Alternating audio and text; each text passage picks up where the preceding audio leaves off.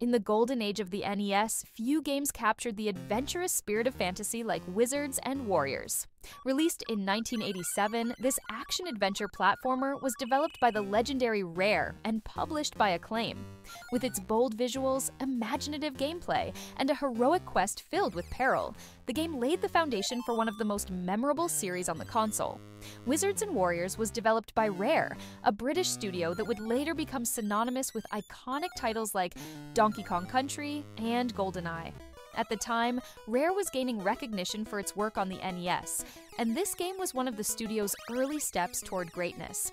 The mid-1980s saw a resurgence in fantasy-themed media, thanks to the popularity of movies like Conan the Barbarian and role-playing games like Dungeons & Dragons.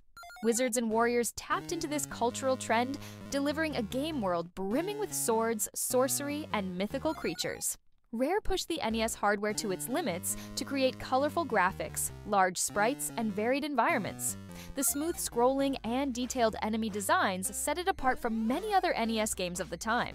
Players step into the boots of Kuros, a brave knight on a quest to rescue Princess Elaine from the clutches of the evil wizard Malkil. The story unfolds across multiple levels, each filled with perilous forests, dark caves, and deadly castles. As Kuros journeys through these lands, he must face Malkil's minions, gather magical items, and prove himself as a true hero. While the plot is simple by today's standards, its straightforward setup provided the perfect backdrop for an epic adventure. Wizards and Warriors combines platforming with combat and exploration.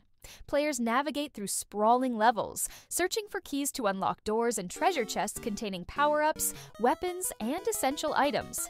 Kuros begins his journey with a basic sword, but can find various upgrades along the way, including daggers for ranged attacks, boots of force for breaking obstacles, feather of featherfall to reduce fall damage. These items add strategic depth and allow players to approach challenges in different ways. The game features a wide array of enemies, from goblins and skeletons to bats and wizards. Each area introduces new foes, requiring players to adapt their strategies.